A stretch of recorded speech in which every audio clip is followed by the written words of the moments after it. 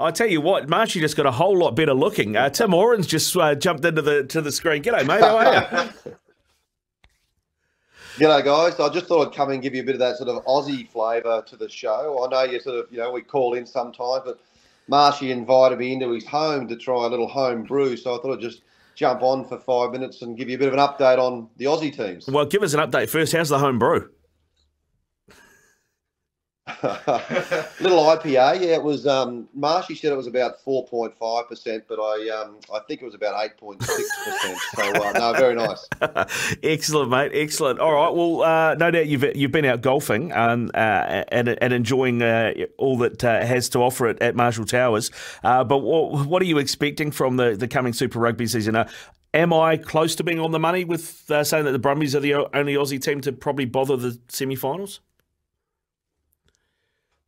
Oh, I think the Waratahs, I've seen, the Waratahs in trials, and, trial games is hard to work out, but, second year for the coach, Darren Coleman, and what he's brought, and a lot of these younger players who have come through that first year, Mark Nwangale-Dewase, of course, the winger, how he went in his first year, and that second year is always difficult, but Brad Thorne and the Queensland Reds, good side, have got all these players that have been there now for a period of time, so I think they're going to be hard to beat. But then, of course, when you look at the Brumbies, Stephen Larkham, of course, back into coaching, he's had that time away now overseas over in Ireland. And I think he's got that opportunity now to bring this side through with Laurie Fisher, the assistant coach. Do you reckon there'll be a change in style from the Brumbies with Larkham back?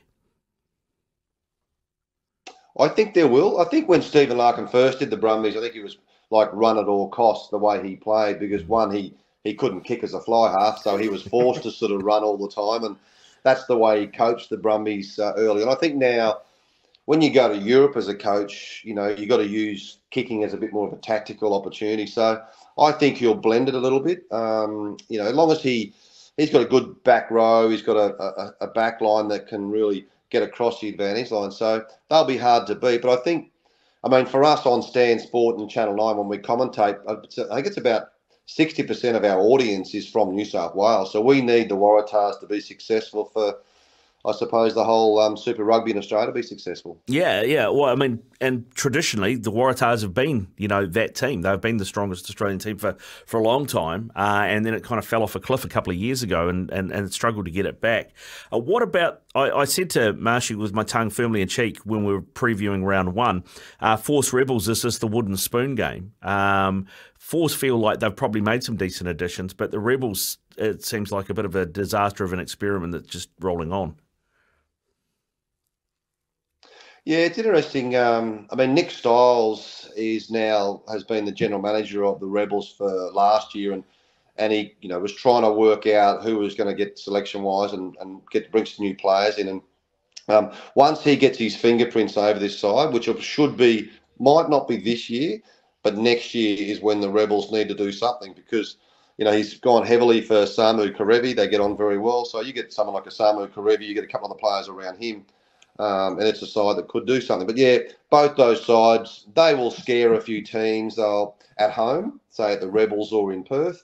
But, yeah, you'd think they'd probably be in the bottom half of the competition. But the Western Force, they've got some newer players, but the hard thing is, and I think for the Australian teams, you need to probably recruit one or two Kiwis or someone from South Africa as a marquee player to try and build a team around. Well, Chase Tiatia is that player, isn't he, for the Force? Yeah, hopefully. Yeah, he's a wonderful player. So they're the sort of types of players that we need to get in. And it's hard because, we've only got 5 teams. And if you were trying to get a fly half, that's probably not right because we need fly halves for the Wallabies. But in a position where there's 2, so whether it's wingers or second rowers or back row, I think it's a good option. Yeah, I mean, at the moment, it feels like you're blessed with 10s, doesn't it? You've got lots of potential 10s anyway. That's the word, potential 10s. I don't think Noah Lolosio, I think he should be the number 10 for the Wallabies for the World Cup. It'll depend on whether Quade Cooper comes back. What does Eddie Jones think, new Wallaby coach, where Dave Rennie loved Quade Cooper? Does does Eddie Jones like Quade Cooper? You know, or does he want to go with the younger Noel Sue for the next 5 years? Yeah, and then there was, what was his name, Edmed and Donaldson dueling it out at the Tars as well. I mean, ideally, if you're Australian rugby, you want one of them playing somewhere else so they can both get as many minutes starting in the 10 jersey as possible. Well, they've got 2 other fly halves there as well. They've got Will Harrison as well. He can play 15 and also at 10. And they've got a guy called Jack Bowen. Jack Bowen, I think he's 19 years of age. He's Scott Bowen, who played for the Wallabies fly half for a few years back in the late 90s. His son, and he's something special. He's only small, but he's a very good player. So you've got 4 fly halves, and if we had a central sort of contracting system, 2 of those play. One should be the Western Force, one should be the Rebels, and give them time. Yeah, 100%. All right, Tim. Listen, thanks for sitting in, mate, and making my screen look a whole lot better. I really appreciated it.